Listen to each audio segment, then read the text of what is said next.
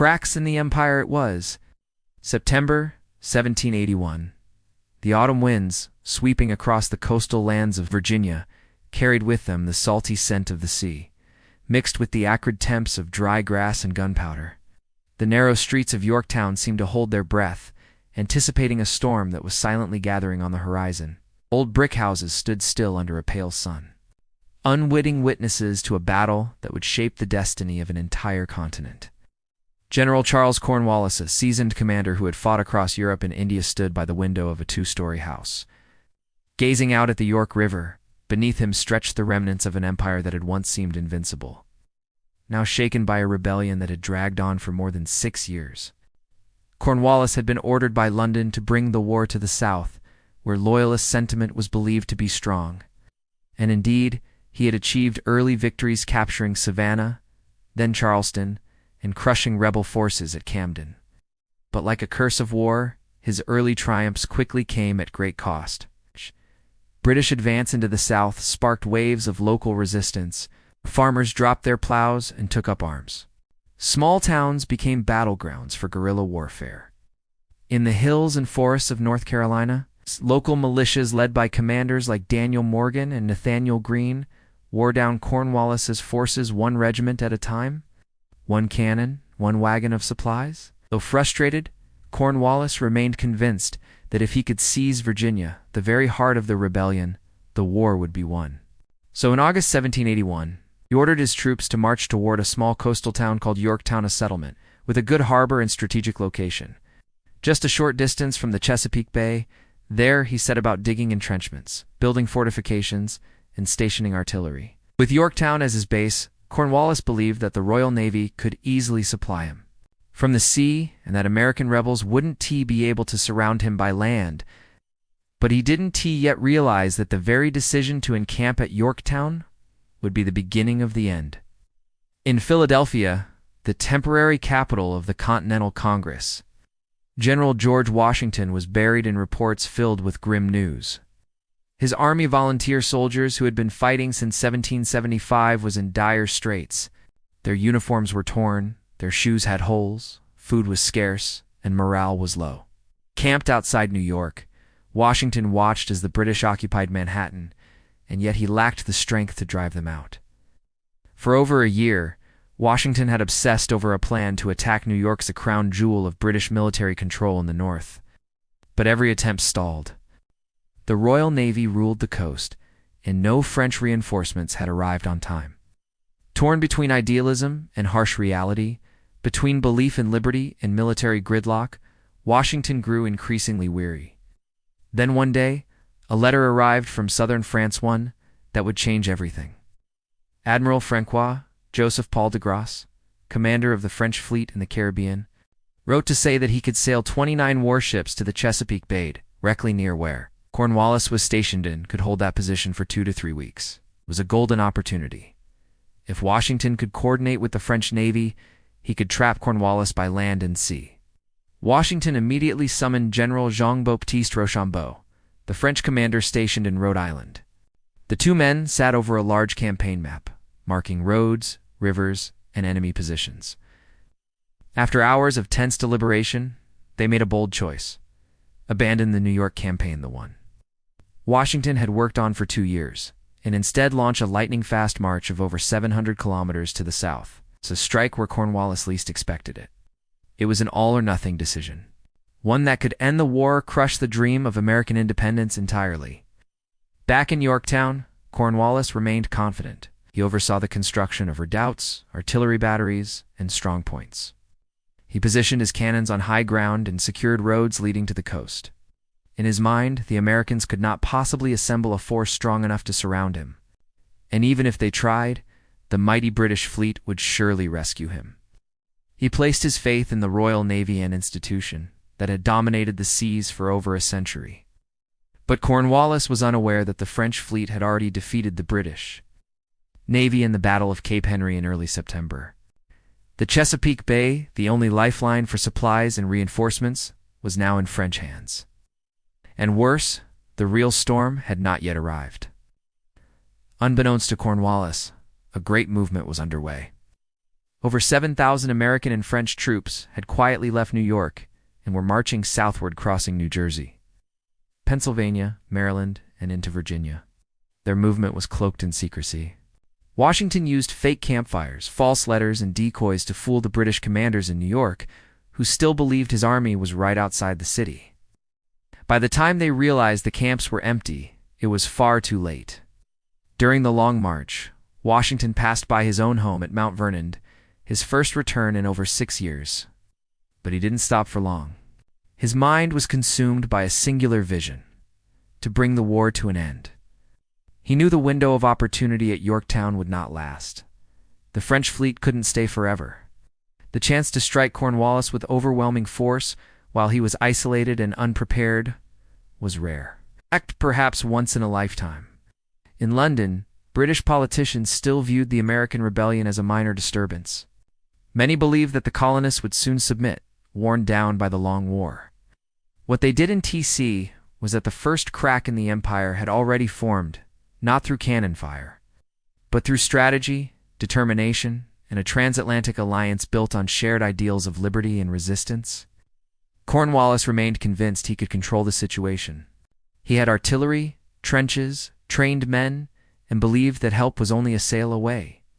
But the tide had turned. From afar, drums of war were rolling south. Hooves thundered on dusty roads. French sails cut across the Atlantic wind. And as the sky darkened over the calm waters of the Chesapeake, the storm was coming for Yorktown. The plan from the shadows summer turned to autumn in 1781. The war dragged on into its 7th year, leaving both the American colonies and the British crown weary, while the British Parliament believed their military superiority would soon wear down the rebels. In the American camp, General George Washington remained skeptical. He knew clearly if something extraordinary didn't happen soon, the dream of independence might fade into smoke. For years, Washington had long wanted to attack New York, held tightly by British General Henry Clinton. New York was symbolic, strategic, and heavily fortified. Yet attacking it would require overwhelming force, more than what Washington had at hand. In 1781, he was still commanding an army exhausted by winters, low on food, gunpowder, and morale. But then came a new card: France. France had entered the war in 1778 as an American ally, seeking revenge against Britain for past humiliations. They were no longer just sending supplies, they were sending men, ships, and hope. French General Jean-Baptiste Rochambeau arrived in Rhode Island with 5,000 veteran troops. With Rochambeau came a crucial promise. A French fleet, under Admiral de Grasse, would soon sail to the American coast. Washington saw an opportunity. In a series of tense and secret discussions in the town of Wethersfield, Connecticut, Washington and Rochambeau debated their next move. Should they attempt the risky assault on New York, or was there another target? As far to the south, in Yorktown, Virginia, British General Charles Cornwallis had made a strategic error. Seeking a coastal position for reinforcements and communication with the Royal Navy, he had entrenched himself at the tip of the Virginia Peninsula, surrounded by rivers and marshland. It was a vulnerable spot. If the Americans could act fast and coordinate with the French fleet, they might trap Cornwallis before help could arrive. But the idea was audacious, almost reckless. Washington struggled with the decision. For months, he had built up the idea of retaking New York. It was not only a military goal, it was political, symbolic. To suddenly change direction would risk confusion, discontent, even mutiny. Moreover, such a bold move would require total secrecy. If the British discovered the plan, Cornwallis would escape or be reinforced. The turning point came when word arrived that Admiral de Grasse's fleet would not be sailing to New York as hoped, but to the Chesapeake Bay. That changed everything. It was no longer a question of preference. It was an opportunity that might never come again. The French fleet would be in place to block Cornwallis by sea. If Washington and Rochambeau could move quickly enough, they could surround him on land. It would be the first and, perhaps only chance to bring the war to a decisive end. The decision was made. The armies would march south. The trap would be set in Virginia. But how to do it without alerting the British? Washington orchestrated one of the most brilliant deceptions in military history. To mislead Clinton in New York, He ordered new baking ovens to be built near the American encampments, suggesting preparations for a prolonged siege. He had troops march openly in view of British scouts, then double back at night and repeat the performance elsewhere. Faked correspondence spoke of renewed attacks on Manhattan. Clinton, observing all this, believed New York was still the target. Meanwhile, the real preparations took place in hushed whispers. French gold paid for wagons, horses, and provisions. Cannons were disassembled and hidden. Maps of Virginia were quietly drawn and studied under candlelight. Orders were delivered by trusted riders only. Not even many American officers knew the true destination. In August 1781, the Great March began. Nearly 4,000 French and 2,500 American troops set off from New York, winding their way down through New Jersey, Pennsylvania, and Maryland. They moved in tight discipline, sometimes traveling more than 25 miles a day, a remarkable pace for such a large force. Villagers and farmers who saw them pass whispered of something big. The ground trembled with the beat of drums and the heavy wheels of supply carts. French troops marched in bright uniforms, glittering in the sun, while American soldiers trudged beside them in patched coats, their faces sunburned but eyes determined. As they moved southward, the plan unfolded like clockwork. On September 5th, as the armies were still marching, Admiral de Grasse's fleet arrived in the Chesapeake Bay. Just in time, the French intercepted a British fleet under Admiral Thomas Graves, sent to rescue Cornwallis. In the ensuing naval battle off the Virginia Capes, the French decisively defeated the British, forcing them to retreat to New York. For the first time in the war, the Americans had control of the sea thanks to their European allies. Washington, upon receiving news of the French victory at sea, allowed himself a rare smile. The net was closing. By September 14th, Washington arrived in Williamsburg, Virginia, his forces now totaling over 17,000 troops, vastly outnumbered the 8,000 British soldiers cornered in Yorktown. Cornwallis, once confident of his position, now realized the danger too late. Trapped between the James and York rivers, unable to receive supplies or retreat by sea, and surrounded on land by American and French forces, he began fortifying his defenses in desperation. For Washington, the moment was personal. He had waited years for this, the humiliations of earlier defeats, the bitter winters at Valley Forge. The scorn of foreign critics, all of it led to this moment. As he surveyed the battlefield near Yorktown, he saw not just military strategy, but the fragile promise of a new nation. Victory was within reach, but only if they struck swiftly and without error. The shadowy plan conceived in quiet tents and ink-stained letters had now become a roaring tide of movement, coordination, and resolve. What had started as a whisper among generals would soon become a thunder heard around the world. The trap was set. Yorktown awaited its reckoning. The lightning marched. The early morning fog still hovered over the Potomac River as General George Washington stood silently, his hand resting on the hilt of his sword. His gaze stretched southward, far beyond the horizon, toward Virginia. At his side stood the Marquis de Lafayette, young and zealous, already well aware of what lay ahead. It was September 1781, after years of blood, betrayal, and relentless resistance. The American Revolution was reaching a decisive point. But this would not be a battle won solely with cannons or muskets. It would be one with strategy, speed, and secrecy. The British general Charles Cornwallis had entrenched himself in Yorktown, Virginia coastal town, along the Chesapeake Bay. It was a strong position in theory, guarded by artillery and backed by the Royal Navy. But in reality, it was a trap waiting to be sprung. Washington knew this. So did Rochambeau, a seasoned French general who had marched his army from Rhode Island to join the cause. Now, with 4,000 French troops and nearly 3,000 Continental soldiers massed near New York, the deception began. Rumors swirled of an attack on Manhattan. Logs were floated down the Hudson River to appear as floating bridges. Campfires were lit. Movements were made in purpose. All signs pointed north. The British in New York under Sir Henry Clinton fell for it. Their eyes stayed fixed on the city, never suspecting the storm was forming in the south. By mid-September, the real plan unfolded. Washington's forces began the lightning-fast march southward more than 400 miles in less than 6 weeks. It was a monumental feat. Men marched through blazing sun and pouring rain. Horses collapsed. Wagons broke. Shoes wore down to tatters. But the spirit remained unbroken. They knew what this march meant, a chance to finally end the war. Washington personally led the columns through New Jersey and across Pennsylvania, reaching the head of Chesapeake Bay. From there, the French fleet under Admiral de Grasse would provide the last piece of the puzzle.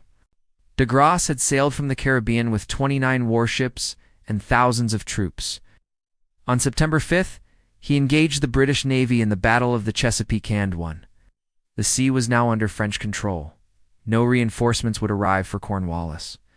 No escape by water. The jaws of the trap had closed.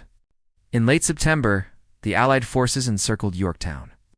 Over 17,000 troops against Cornwallis's 8,000. It was a massive siege in the making.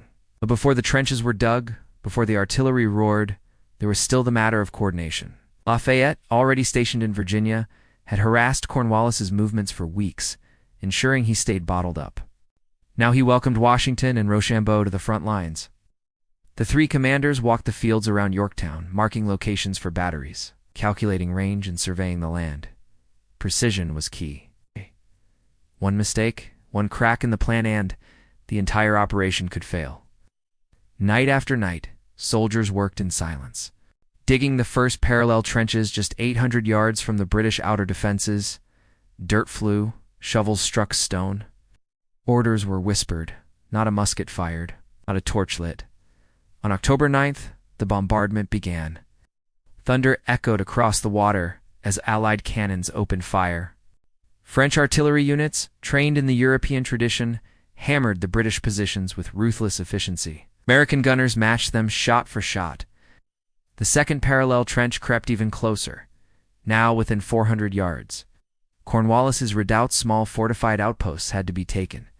On the night of October 14th, 2 daring assaults were launched. To the left, French troops stormed Redoubt No.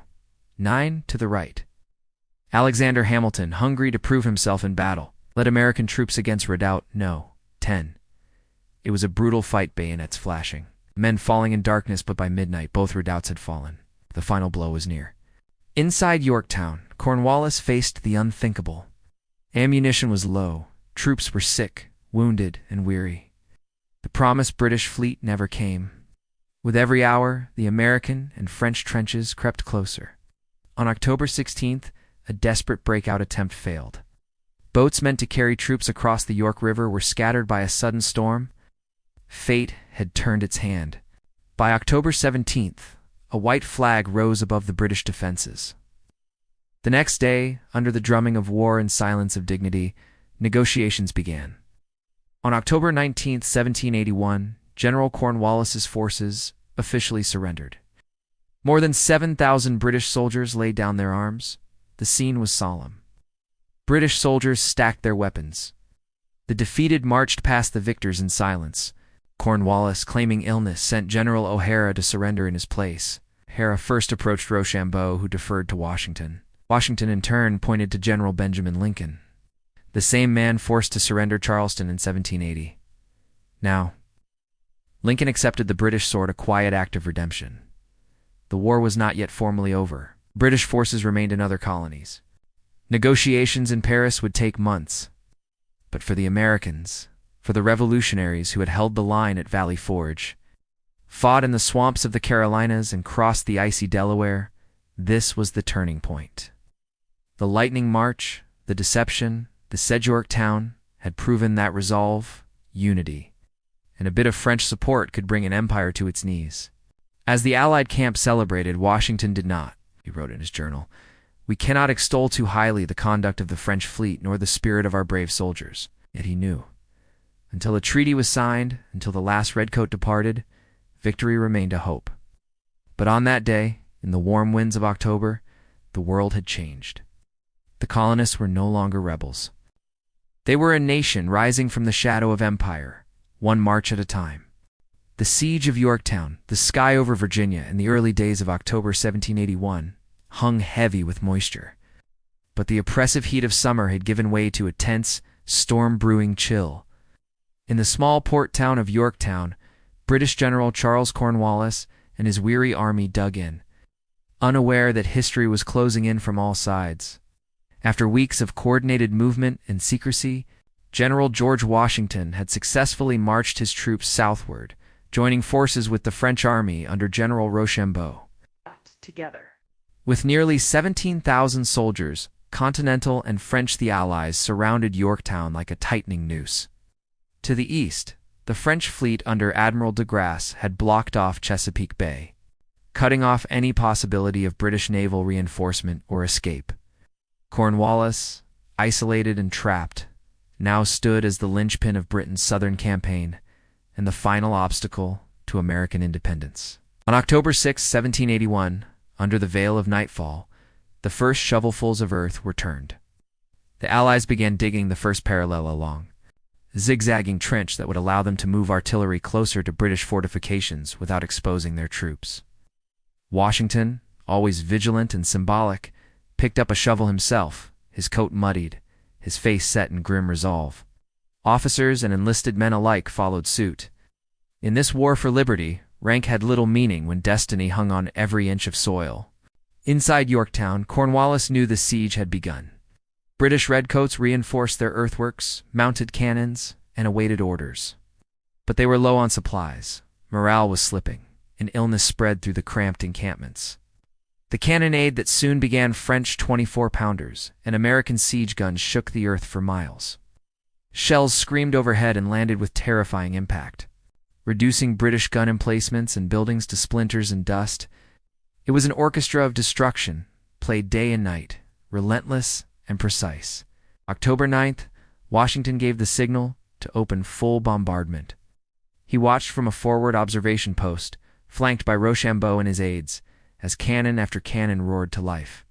The Allied artillery had been positioned with methodical care, and now they unleashed hell. British gunners attempted to return fire, but their numbers and ammunition were limited. Yorktown began to crumble. Each night, American and French engineers crept forward under cover of darkness, extending the siege lines, moving closer. On October 11th, they began the second parallel, now dangerously close to the British inner defenses. The noose tightened. Then came the moment Washington knew was necessary. 2 key British redoubts, fortified mini-forts labeled Redoubt 9 and Redoubt 10, had to be taken to complete the siege ring. Without them, the final assault would stall, and lives would be lost in prolonged bombardments. Washington chose audacity. On the night of October 14th, as the moon rose through low-hanging mist, 2 storming parties were readied. One composed of American light infantry, under the bold command of Alexander Hamilton, would strike Redoubt 10. The other, composed of elite French grenadiers, under Baron de Viamnel, would storm Redoubt 9. The men moved swiftly and silently through the night, bayonets fixed, muskets unloaded to maintain stealth. As they neared the redoubts, a single cry rang out, then the storm broke loose. Hamilton's men surged forward, climbing over fallen logs, past abatis and stakes, and into the heart of Redoubt 10. Grenades exploded around them, musket fire flared, but they pressed on, fighting hand-to-hand in bloody, chaotic combat. Within minutes, the redoubt was taken. Hamilton, though nearly shot, stood victorious amidst the smoke. To the left, the French stormed Redoubt 9 with equal ferocity. Despite heavier resistance, they too overcame the British defenders and raised the white fleur-de-lis flag in triumph. The Allied siege line was now complete. From this point, the end came swiftly. With Allied artillery positioned at point-blank range and the defensive lines shattered, Cornwallis had no options. His troops were exhausted, their gunpowder damp, their food dwindling. Desperate, Cornwallis attempted one last gamble, a night evacuation across the York River, hoping to ferry his men to safety. But a sudden storm blew in, scattering boats and dashing his plan against the rocks of fate. By October 17th, a white flag was raised over the British lines. A drummer boy led an officer out to negotiate terms. Cornwallis, citing illness, refused to attend the surrender ceremony. Instead, on October 19th, his second-in-command General Charles O'Hara presented the British sword to the Allies. Washington, in a quiet but poetic move, directed O'Hara to General Benjamin Lincoln, his second-in-command. who had been forced to surrender to the British at Charleston the year before. Lincoln accepted the sword on behalf of the Continental Army. Dignity had been restored. As the British laid down their arms in rows, stacking muskets in silence, fifes and drums played. The world turned upside down, and perhaps it had.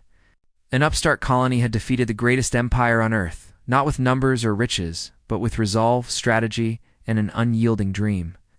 The siege of Yorktown was over. The war, though not yet officially concluded, was effectively decided. In London, word of the defeat sent shockwaves through Parliament. Political support for continuing the war collapsed, and within months, negotiations began. But in the fields of Virginia, amid smoke-stained soil and torn banners, men embraced, wept, and dared to hope. Yorktown was more than a military victory. It was the birth cry of a nation. The night assault, the night of October 14, 1781, descended upon Yorktown under a veil of uneasy silence. The moon, shrouded in patches of thin cloud, cast an uncertain glow over the besieged British fortifications. Inside the American-French encampment, every tent flickered with the last preparations. Orders were whispered, gunpowder checked, bayonets fixed. General George Washington stood outside his command tent, his eyes fixed on the distant British redoubts that had become the keys to breaking the siege. Redoubt No. 9 and Redoubt No. 10, small but formidable earthen fortresses, protected the British left flank. As long as they stood, the American and French artillery couldn't push forward, and Yorktown wouldn't fall. Washington's plan was daring. Under the cover of night, 2 detachments, 1 American, 1 French, would attack simultaneously. The Americans would take Redoubt 10, while the French would storm Redoubt 9. No cannons, no warning shots, only bayonets and speed. The prize was everything. Elite troops of the American force, led by Lieutenant Colonel Alexander Hamilton, stood ready. At only 24 years old, Hamilton had waited for such a moment, a chance to lead in battle, to step out of Washington's shadow. His heart pounded, not from fear, but from purpose. Nearby, French forces under Baron de Viamental gathered in silence. Veterans of European wars, they wore their polished discipline like armor. Together, across the battlefield, 2 cultures prepared to strike a common foe in perfect synchrony.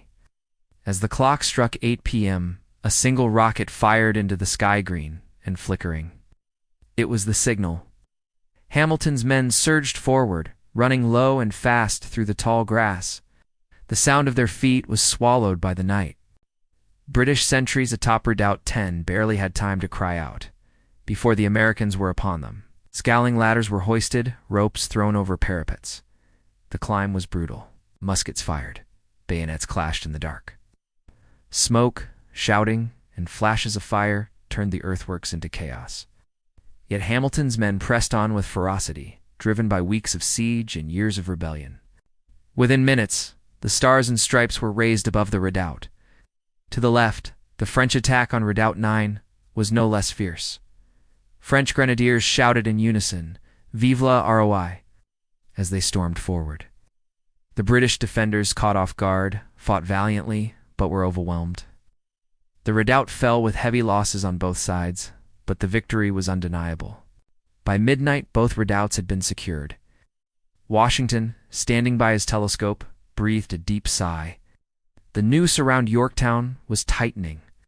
In the British camp, General Cornwallis was roused from a troubled sleep. The reports were grim. His outer defenses had been pierced.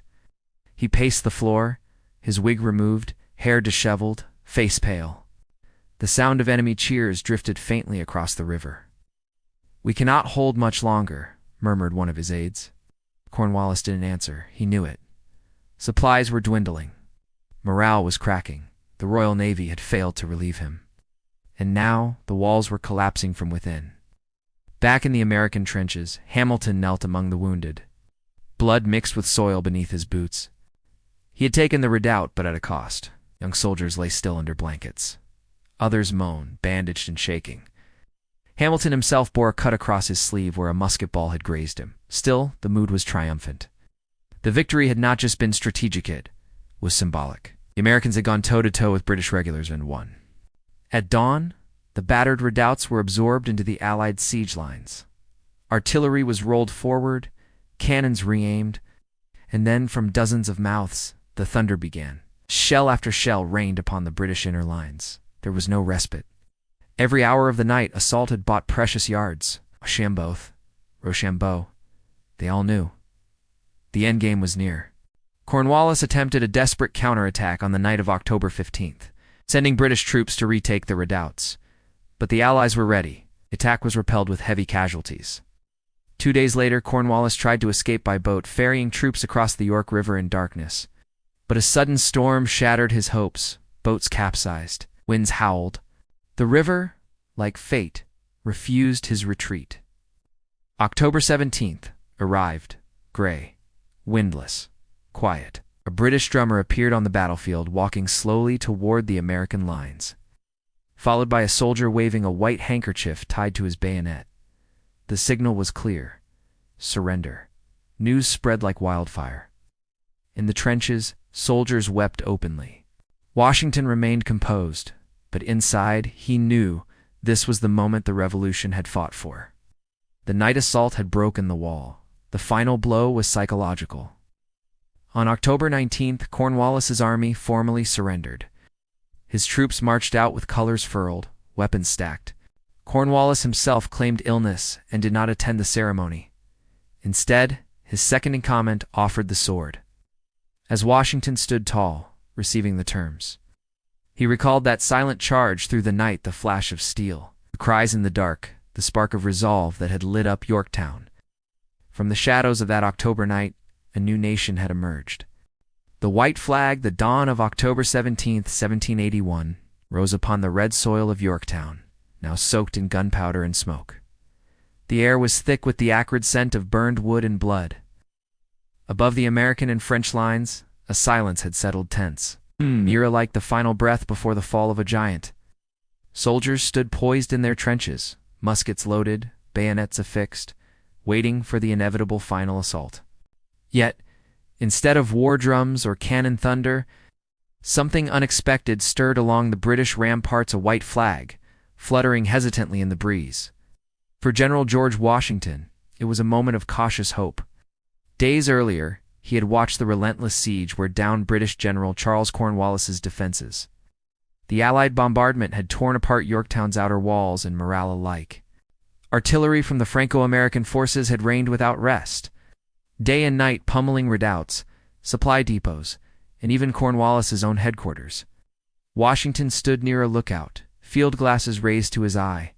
When he caught sight of the flag, he lowered them slowly. He did not speak at first. Round him, officers held their breath. "Flag of truce," Washington finally said. "They are asking to parley." The news spread swiftly across the lines. Cheers erupted. Hats flew into the air, and exhausted men slumped to their knees in disbelief. But Washington, ever the stoic commander, knew better than to celebrate too early. He called his advisors, including General Rochambeau and Marquis de Lafayette, to deliberate their next step. His orders were clear. There would be no negotiation without full surrender. Meanwhile, within the crumbling British stronghold, Cornwallis sat at a small table, his head heavy with shame and sleeplessness. 11 days, he had watched his once proud forces dwindle in both numbers and spirit. Supplies were nearly gone, the sick and wounded overflowed the makeshift hospitals, and desertions were rising by the hour. The promised reinforcements from New York had not arrived. The Royal Navy had been repelled by the French fleet in the Chesapeake Bay. He was trapped with no hope. Cornwallis could not bring himself to lead the surrender personally. Instead, he dispatched Major General Charles O'Hara to meet the victors, bearing the official letter of capitulation. October 18th saw formal negotiations begin. American and French representatives met with O'Hara and the British delegation in a farmhouse near Yorktown. The terms proposed by Washington were firm yet fair. The British Army, along with German auxiliaries, would lay down their arms. Officers could retain their sidearms and personal belongings, but the rank and file would be taken as prisoners of war. Warships, artillery, and military supplies would be surrendered intact. O'Hara requested more lenient terms, but Washington, recalling how the British had treated American prisoners in Charleston and elsewhere, remained resolute. The negotiations dragged late into the night, every word weighed with historical consequence. Finally, on October 19, 1781, the surrender ceremony was set. That afternoon, under the clear Virginia sky, drums rolled to the somber tune of "The World Turned Upside Down," played by the British band, a bitter acknowledgement of the moment's gravity. At around 2 p.m., rows upon rows of redcoats emerged from Yorktown's battered defenses, muskets reversed, flags lowered. Nearly 8,000 soldiers marched solemnly through the ranks of their enemies. General Washington, in a deliberate decision, refused to meet Cornwallis, who had feigned illness and stayed behind. Instead, General Benjamin Lincoln, who had once been forced to surrender to the British at Charleston, was chosen to accept the British surrender on behalf of the Americans. It was poetic justice.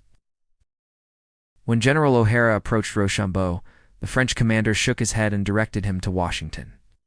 Washington in turn motioned to Lincoln. And so, with dignity but quiet triumph, Lincoln received the surrender of the British Army, marking the effective end of major combat in the American Revolution. The Stars and Stripes rose over Yorktown as the sun began its descent. Cannons boomed not in anger, but in salute. American and French soldiers cheered, embraced, and wept openly. Yorktown, once a battleground, had become a monument. But amid the joy, Washington remained somber. That evening, in his tent, he wrote letters to Congress and key allies. The victory at Yorktown was decisive. Yes, but the war was not yet over. British forces still occupied New York City, Charleston, and Savannah. Peace negotiations had not begun. Still, he allowed himself a rare moment of reflection. In his diary, he wrote, "The events of this day will live in the annals of liberty. We have shown the world that a determined people can rise against the strongest empire and prevail." In London, when news of Yorktown's fall reached Parliament weeks later, it caused an uproar. Ministers shouted, opposition leaders pounced, and the public, already weary of war, demanded answers. Lord North, Prime Minister of Great Britain, upon hearing the news, reportedly exclaimed, "Oh God, it's all over." Within months, his government would collapse, and serious peace talks would begin. In the American camps, celebrations lasted for days. Bonfires were lit, and barrels of rum were shared. Yet Washington kept discipline tight. There would be no looting, no revenge, no chaos. "Let our conduct," he declared, "honor the liberty we have fought for." Meanwhile, African-American soldiers who had fought alongside Washington, both free men and those promised freedom for their service, watched the surrender with cautious hope. Among them was James Armistead Lafayette, the spy whose intelligence had been vital in trapping Cornwallis. His name would soon be honored by Lafayette himself, who saw in the young man not only courage, but the future of a freer world. For the French, Yorktown was a moment of glory. General Rochambeau and Admiral de Grasse had proven France's resolve and skill. Back in Paris, Louis XVI received the news with pride. This was a victory not just for America, but against the age-old rival across the Channel. Yet even then, France's own revolution loomed just years ahead. In the weeks following Yorktown, Washington visited the wounded, spoke with Allied officers, and ensured the British prisoners were treated with dignity. His leadership, defined not only by military brilliance but moral clarity, would elevate him beyond mere generalship. Autumn waned. Leaves turned gold and crimson around Yorktown's ruins. Farmers began to return to their ravaged lands. The river, once echoing with cannon fire, now flowed quietly again. But the image that would forever endure, the white flag against the blue Virginian sky, symbolized more than surrender. It was the moment when empire yielded to the will of a people, when muskets fell silent, and the long road to freedom reached its turning point. The war was not yet fully done, but the tide had turned, and history had changed course. The beginning of peace, in the aftermath of the thunderous cannons of Yorktown, the smoke had barely cleared when the winds of history began to shift. The once invincible redcoats, humbled and disarmed, now stood silently beside the rubble of their last fortress. Cornwallis, his sword still untouched by another's hand, had refused to attend the surrender ceremony himself, a final, silent protest against the shattering of a mighty empire's illusion. The news of the British defeat at Yorktown struck London like a lightning bolt across a summer sky. The Parliament, already divided and wearied by years of war, was now thrust into political turmoil. Voices that had once been drowned out by the roar of patriotism were suddenly given stage wigs: merchants, weary generals, and even royal advisors began murmuring the unthinkable. Was it time to let America go? Lord North, the Prime Minister who had overseen most of the war, staggered into the chambers of Parliament with a face pale as parchment. On November 27, 1781, he uttered words that would be echoed in every British drawing room. "Oh God, it's all over." A few months later, he resigned. Across the Atlantic, a different kind of storm brewed. In the American camp, euphoria danced in the autumn air, but Washington remained reserved. He knew too well that a battle won was not yet a war concluded. His men, ragged and underpaid, were still encamped along the Hudson.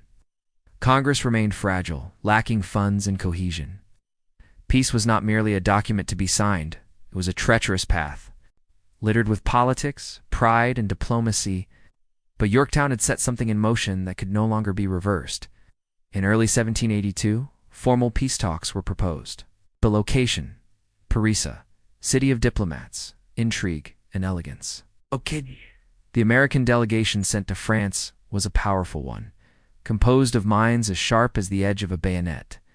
Benjamin Franklin, seasoned in the art of persuasion; John Adams, fierce and unyielding in defense of American rights; and John Jay, whose cautious realism would prove invaluable.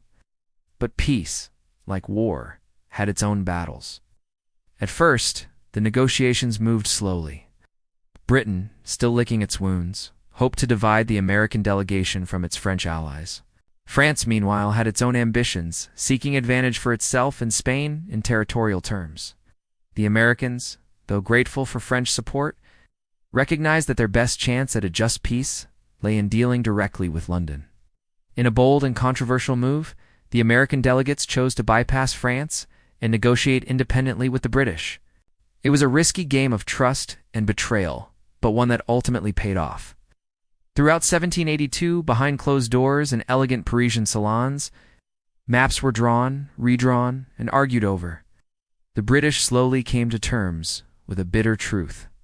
The colonies were lost, but they wished to preserve something: trade relations, access to the Mississippi, loyalist protection. Franklin, Jay, and Adams drove a hard bargain.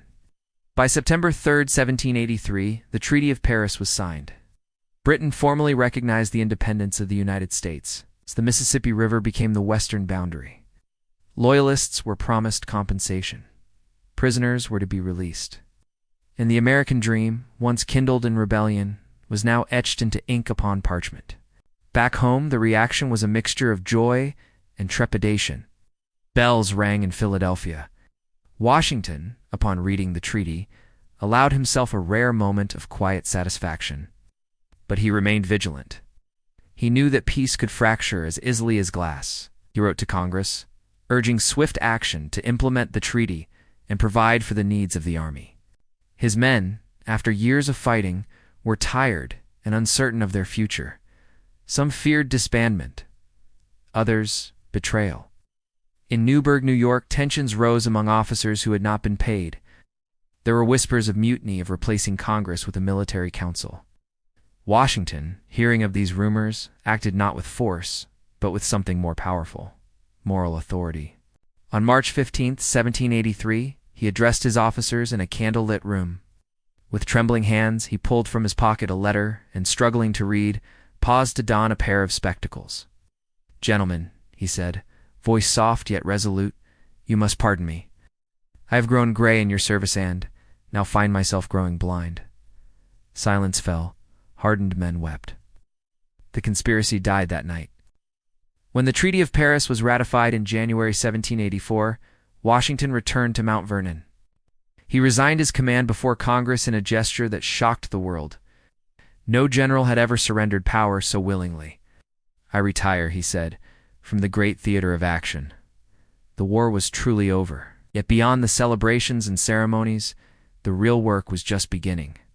The United States, a fragile collection of former colonies, now faced the challenge of governing itself.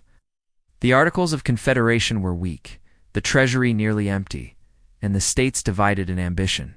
But there was hope. Hope in the form of ideas, representation, self-governance, hope in leaders who had weathered storms and emerged with clarity. in hope in a people who, through blood and hardship, had proven their commitment to a shared destiny. Yorktown may have ended the war, but Paris began the peace. And from that peasant, certain, imperfect, hard-won, rose the foundation of a nation that would reshape the world.